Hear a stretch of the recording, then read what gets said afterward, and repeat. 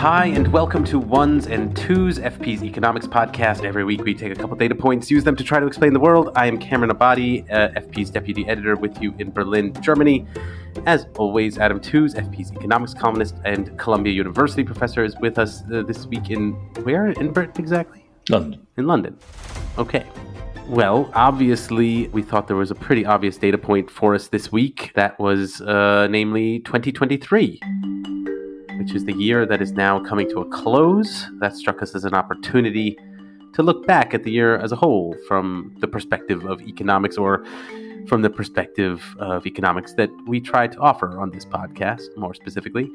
And yeah, so we'll try to cover the big stories that happened this past year around the world. But first, Adam, I wanted to ask you about something that's kind of followed us throughout this entire podcast the past couple of years, has been inflation.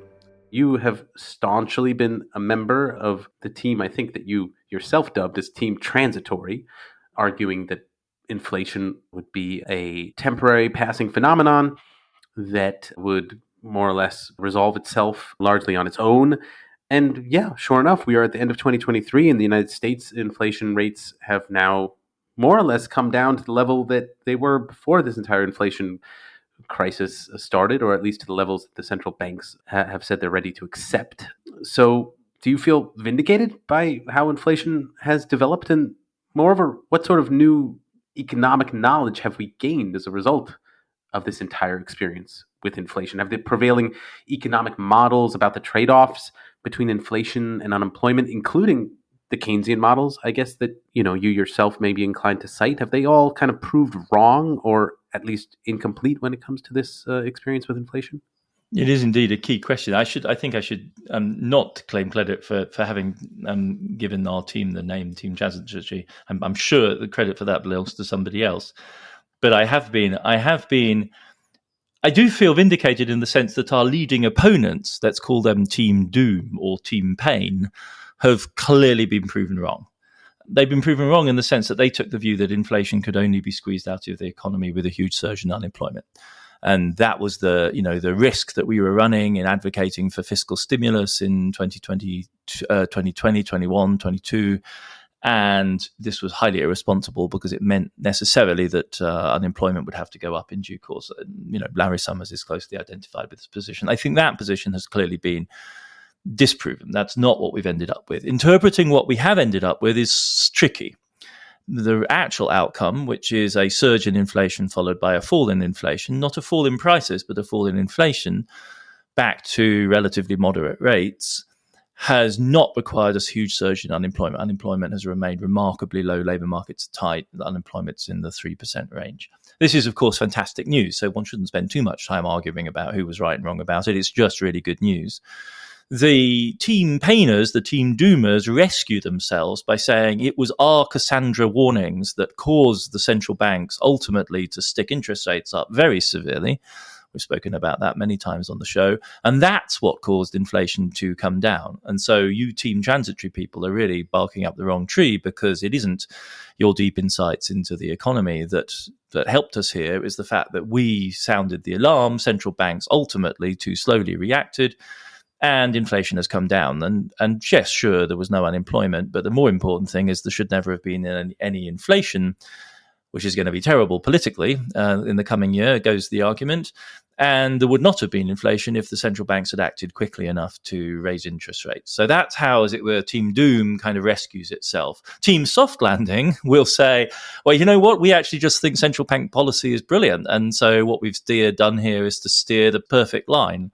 Hardcore Team Transitory says you guys are entirely arguing about the wrong issue. This was essentially a supply shock. It was always a supply shock. That's what drove prices up. It was never really a comprehensive price shock. It was always quite limited in its scope. As soon as those effects wore off, prices stabilized, inflation fell, and we're back to where we started. And really the entire drama around the central bank is a storm in a teacup. It's irrelevant to what's going on here. And I think that's where all of the new research needs to be done. We actually need to be able to figure out this difference. We need to understand far better how price shocks do work and how they might, for instance, amongst other things, unleash price gouging behavior. in which firms, either for fear of getting left behind by price changes or exploiting the opportunities to make price changes, do so in the course of processes like this.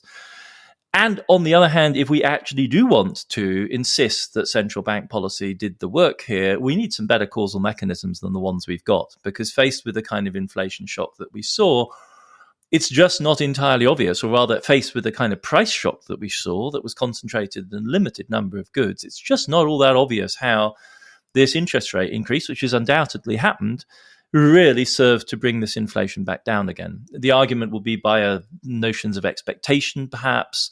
There's some evidence of demand repression.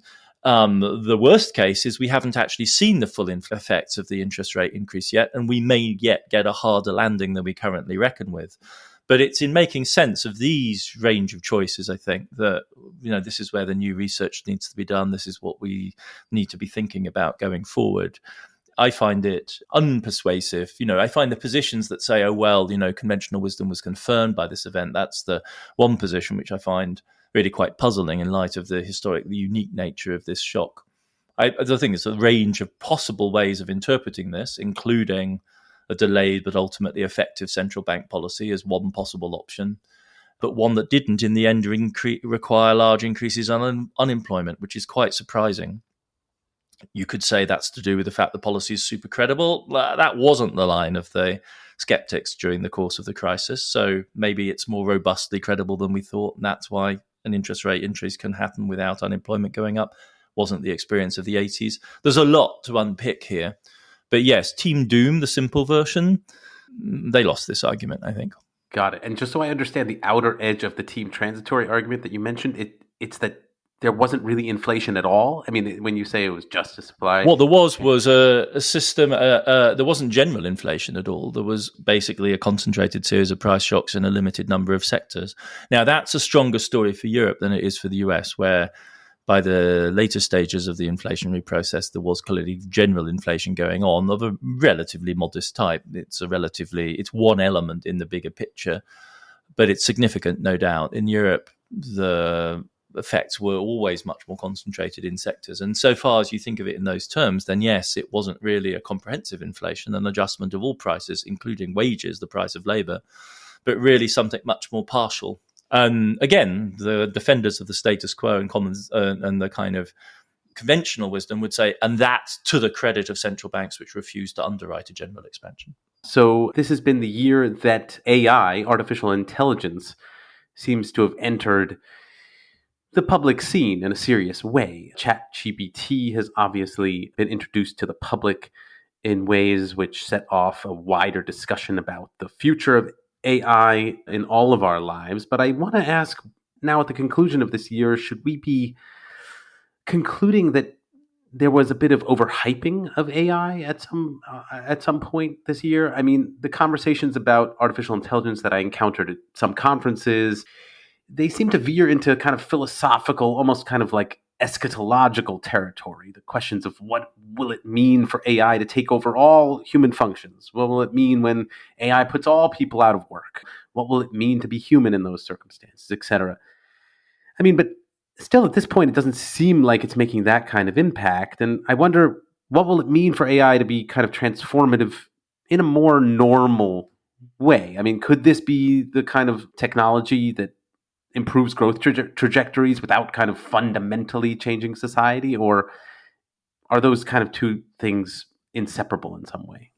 I think it's a key question, and the New York Times bringing this important lawsuit against the major powers of artificial intelligence over the question of what goes into the large, these giant language models and the extent to which using New York Times content essentially gives the New York Times a claim on the artificial intelligence that mechanisms that are generated seems to me to concentrate this question.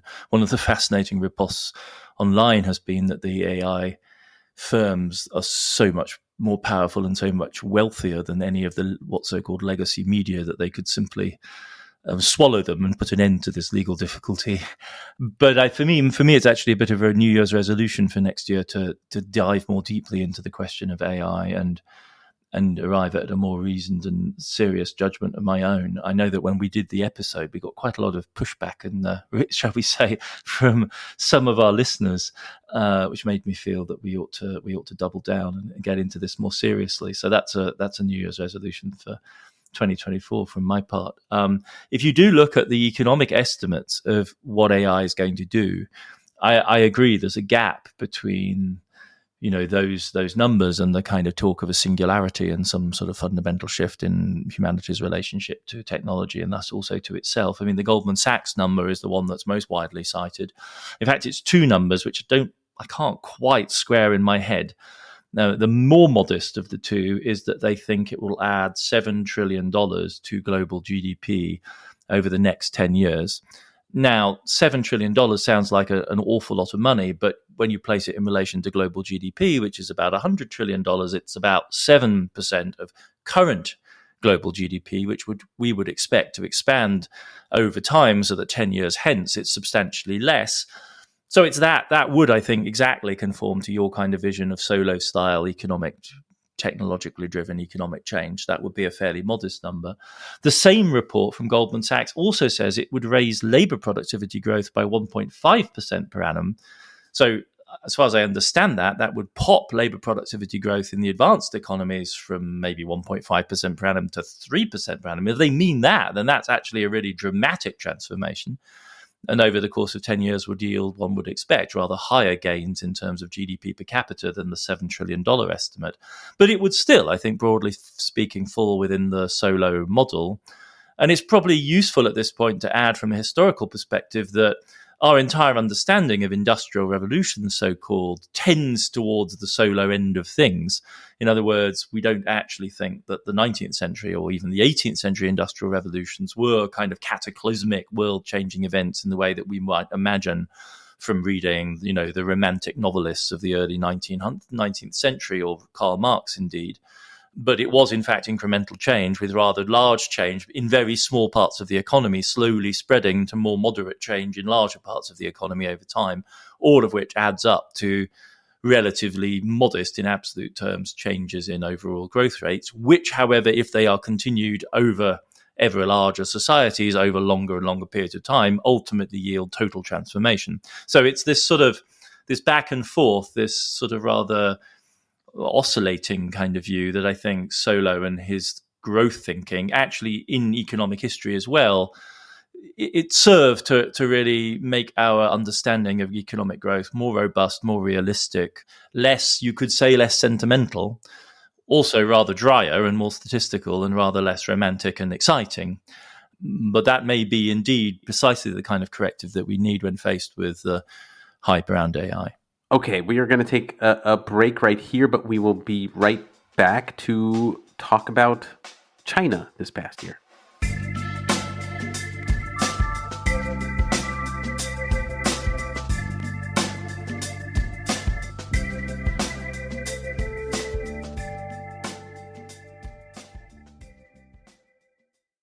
So, to shift topics and geographies a bit, I wanted to ask about China, which has also been a big economic story this year, namely for seeing slower growth rates as people talk about a potential economic crisis in China.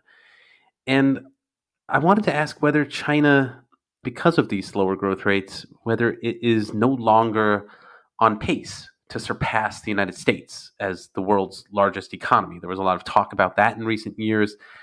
Is that no longer a realistic or likely possibility? And does that matter to begin with? If it does matter, how does it matter in the first place? I had a bit of an epiphany about this in the fall as a result of encountering Angus Deaton at Princeton, and then who runs actually or chairs or oversees one of the UN committees that calculates purchasing power parity adjusted figures for global GDP, and then reading a piece by Chris Giles in the FT about the size of economies and how we should sensibly measure them. And it is true that if you take market exchange rates, so GDP multiplied by whatever the prevailing exchange rate happens to be on any given day, the US economy at $25.5 trillion is larger than that of China at $17.8 trillion. But this is, by any reasonable estimation, a really bad way of measuring GDP because it's subject to the violent and many economists believe, essentially inexplicable movements of the exchange rate. In other words, the best model available for measuring how they move or for predicting how they move is some kind of random walk. And that's not a very satisfying way of thinking about large-scale international comparison. It's one way, it's just not it's on the face of it, evidently not a great way of doing it, because it means that China's GDP or America's GDP is subject to huge fluctuations depending on the exchange rate you use.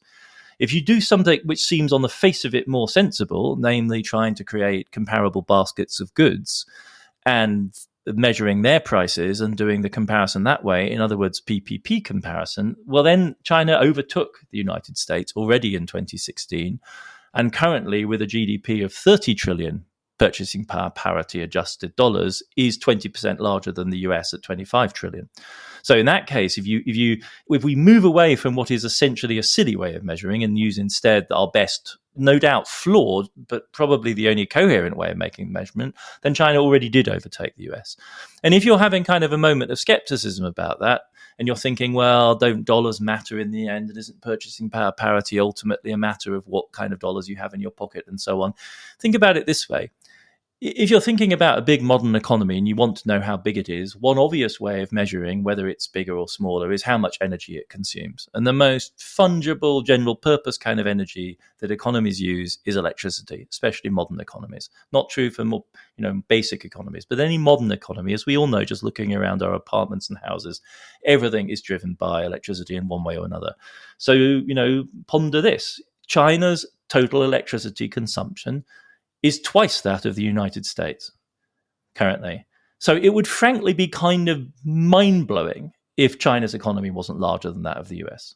I mean, just on that basic metric, it's pretty clear. And you could say, well, China's got more heavy industry and so on and so forth. But I mean, you're basically kind of trying to wheedle out, I think, of the inescapable conclusion that as a physical productive system, China's economy at this point is not just a little bit bigger, but really very substantially larger than that of the United States. It's unsurprising because it sustains 1.4 billion people at a very considerable standard of living in the richest parts right now, and the majority of them at a moderate standard of living. And that's an awful lot more people than live in the US, obviously. So, I think we should maybe kind of just give up on this question. It's a silly, I think at some level, this kind of waiting for China to overtake misses the point. And it misses the point that what really will matter for power as well is technological capacity, physical production, capacity to satisfy basic needs of the population. And on all of those metrics, really, China's aggregate effort and capacity is clearly at this point larger than the US. Got it. And yet, at the same time, maybe it doesn't matter as much as we like to think. There's sort of a juvenile aspect to this kind of measure. Or it may matter a great deal. I mean, in terms of, say, the energy transition and the climate problem, America's an afterthought by comparison with China's decisions, right? And ultimately, with regard to productive capacity, it may turn out also to be that China is already well ahead. In so many of the technologies of the energy transition, the huffing and puffing and the brouhaha about America's choices is really at some level anachronistic because the driving force of change is in China. Finally, this year has also been marked by wars of various kinds. Obviously there is the ongoing war in Gaza, but there's also an ongoing war in Ukraine, one that's been happening for several years. And in thinking about that latter war, it strikes me that Russia has really shown how its advantage as an economic power can be translated into destructive force for long stretches of time in ways that seem not necessarily to put the country in discomfort. And I wanted to ask you about what we've learned about being the smaller party, the smaller economic party in such a conflict. Are the smaller parties always inevitably dependent on outside assistance to maintain any hope of a more normal future? Is that a really inherently a disadvantaged position to be in such a conflict? And how does all that affect military planning, military ideology, and just, economic and political prospects for the future? I think this is a fascinating question. We've on the pod I've been very vocal about the need to separate the struggle in Ukraine from the spectacularly unequal exercise and destruction going on in Gaza. I think it's not helpful to think of them as the same sort of battle. what's really striking in the Ukraine conflict, which is in some senses a relatively classic large-scale great power war, is not just the question of underlying structures, but how they're being mobilized. And I think that's going to come ever more to the fore, because neither Ukraine nor Russia are fighting this war at full tilt, not by World War II standards, not even Ukraine, certainly not Russia, which is spending 6 to 7% of GDP on its war effort. This is Vietnam level of effort. So the crucial thing really is the bits of the economy that matter for the war most, which is the military-industrial complex. How quickly can you mobilize them? And then it's questions, if you like, of the underlying structure of these societies and how that is then reflected in the rather specific mobilization capacity of their military-industrial sectors.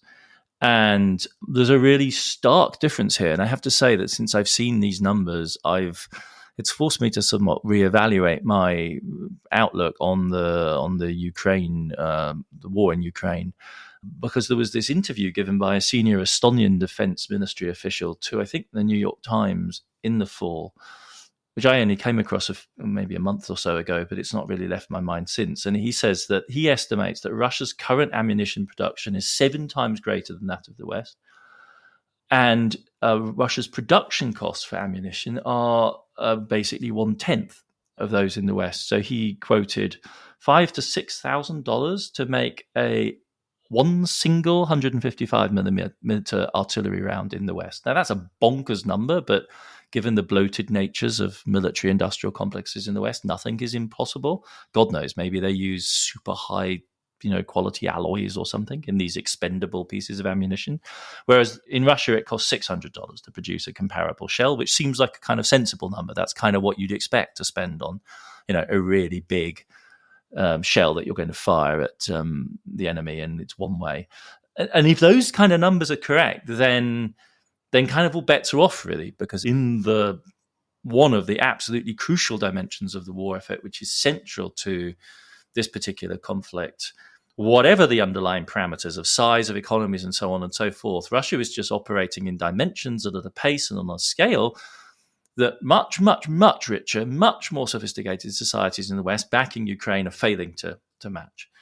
And that will, in the end, be all that matters. Now, this is just one dimension of the military-industrial competition. There's also drones and all that stuff, which the Ukrainians are so proud of. But we also know the drones situation has shifted as the Russians have brought new capacity online and have tapped the Iranian talent. And so my sense about what we've learned of the last 18 months initially was a kind of humbling realization that macroeconomics didn't tell us very much about the resilience of Ukraine, which was far more resilient than the macroeconomic numbers would suggest. And now, in a sense, you could say we may be learning something similar about Russia, which is that it certainly isn't proving vulnerable to the sort of economic pressure the West is willing to apply, which is anything but all out, but it's not enough to even slow the Russian economy down very much right now. And in this key sector, which really matters for the war, namely the mass production of expendable munitions, we don't even seem to be in the same league as the Russians. And if these numbers are true, I'd love to hear if they weren't, but if these numbers are true, then there's a huge problem here going forward, right? Because this allows the Russians to build up massive artillery stocks, which they can then use either in defensive fire against any Ukrainian offensives, or more likely at this point at attritional and grinding efforts to wear what's left of the Ukrainian army down. So I think it's been a humbling kind of lesson.